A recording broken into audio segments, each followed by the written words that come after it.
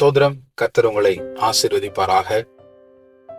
இந்த வாலிப பிள்ளைகள் இருக்கிறார்களே, அநேக நேரத்தில் இவர்கள் திருமணம் செய்வதற்கு அல்லது குறிப்பிட்ட காரியத்தை செய்வதற்கு இவர்கள் சொல்லுகிற காரணத்தை எல்லாம் பார்த்தீங்கன்னால், ஐயோ, நாம் அப்படியே மனதுருகி போகிறது போல இருக்கும். அப்படியே நம்மை பிரமிக்க செய்வது போல இருக்கும். ஏவா, இந்த பையன் அவன் இன்னும் இயேசுவை ஏற்றுக்கொள்ளவில்லையே, அல்லது இந்த பெண் இன்னும் இயேசுவை ஏற்றுக்கொள்ளவில்லையே, அந்த பெண்ணை போய் நீ திருமணம் செய்ய போகிறாயே, வேதம் அதை நமக்கு கற்றுக் கொடுக்கவில்லையே, அதை சொல்லவில்லையே, நீ இப்படி செய்தால் என்ன செய்வது?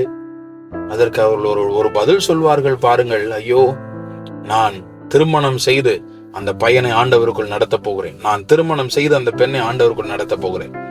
நான் அப்படிப்பட்டவர்கள் கேட்பதற்கு திருமணம் செய்வதற்கு முன்னாடி இப்படி எத்தனை பேரை நீ ஆண்டவர்களை நடத்தி இருக்கிறாய்? திருமணம் செய்யாமலே நடத்துறதுக்கு வக்கில்ல, நீ இதுல திருமணம் செய்து வேற ஆண்டவர்களை நடத்த போகிறாயா? வேதத்துல ஆதியாகமம் 34 அதிகாரம் 14 வசனத்துல யாக்கோபின் குமாரத்தி ஆகிய தீனாளை அந்த சீகேம் என்பவன் அவன் தீட்டுப்படுத்தி விட்டான். இப்பொழுது அவன் இவர்களிடத்துல வந்து, எங்களுக்கு குழந்தையை கொடுங்கள், நான் அவளை திருமணம் செய்ய வேண்டும் என்று சொல்லி கேட்கிறார்கள்.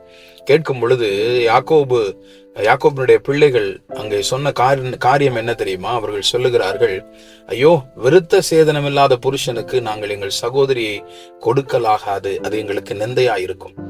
பிரியமான தேவனுடைய பிள்ளைகளே, வாலிப பிள்ளைகளுக்கு மட்டுமல்ல, பெற்றோர்களுக்கும் நான் சொல்லுகிறேன், கேட்டுக்கொள்ளுங்கள். அநேக நேரங்களிலே பொண்ணே கிடைக்கல, பையனே கிடைக்கல, இந்த பையன் தான் கிடைச்சான், இந்த ரட்சிக்கப்படாத பையன் தான் கிடைச்சான். ஐயோ, ஜாதியை பார்த்துட்டு, அதை பார்த்துட்டு, இதை பார்த்துட்டு, அந்த பணம் வேணும், இது வேணும் அப்படின்னு சொல்லிட்டு அந்த இதுல பொண்ணே கிடைக்கல. ஐயோ, எங்க சொந்தக்காரங்களாம் அப்படி பேசுவாங்க, இப்படி பேசுவாங்கன்னு சொல்லி கடைசியில நீ ரட்சிக்கப்படாத ஒருவர் இடத்துல போய் நீங்கள் உங்களுடைய கழுத்தை நீட்டுவீர்களானால், ரட்சிக்கப்படாத ஒரு ஆள் உங்களுடைய குடும்பத்திற்கு கொண்டு வருவீர்களானால், அதுவே உங்களுக்கு நிந்தையாக இருக்கும். நமக்கும் அவர்களுக்கும் பங்கில்லை. அதை ஒருபோதும் மறந்து போகாதீர்கள். ஆமென்.